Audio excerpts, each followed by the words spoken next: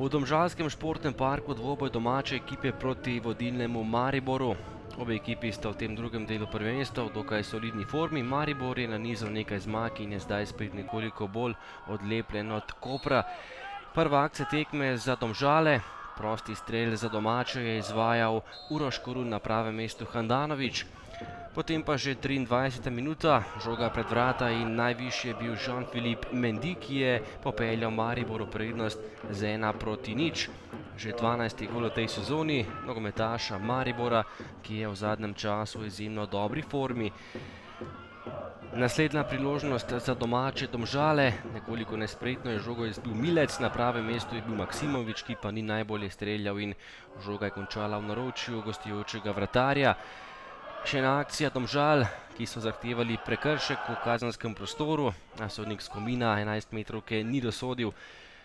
Nova priložnost Maribora in zadnja akcija prvega polčasa. Pred vrati je bil Fajić, a na pravem mestu je bil Vidmar, ki se je izkazal in žogo uspel izbiti.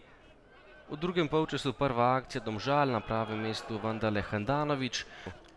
Še ena akcija Živca, ki je bil v dobri dnevni formi, tokrat je preigraval in za las meril mimo leve vratnice Handanovića. Tudi Maribor pa je prišel do svoje prve akcije v drugem polčasu.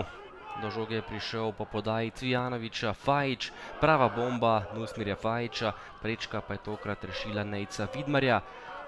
Še nevaren poizkus Fajića, ki je bil v podobno dobrem položaju, a izkazal se je Vidmar, ki je pravočasno zapustil svoja vrata. Nova akcija vijoličastih, tokrat je strelom poizkušal Jean-Philippe Mendy točno v Vidmarja.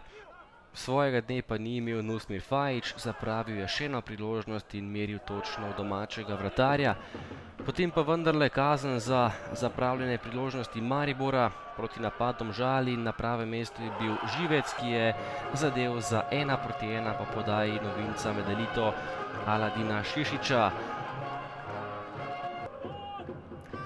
Takoj pa zadetek na drugi strani, povratna žoga proti Mitji Vilerju, ki je s tem nenatančnim strelom meril v dolgi kot Vidmarja in zadel za 1:2. Tekme še ni bilo konec, še nekaj priložnosti na eni in drugi strani, najprej pa napaki Vidmarja z glavo Fajić mimo gola, nato pa še priložnost za izenačenje. Spet je bil na delu Živec, ki je lepo preigraval in potem meril daleč, ampak izkazal se je Handanović, ki je žogo brez težav ujel.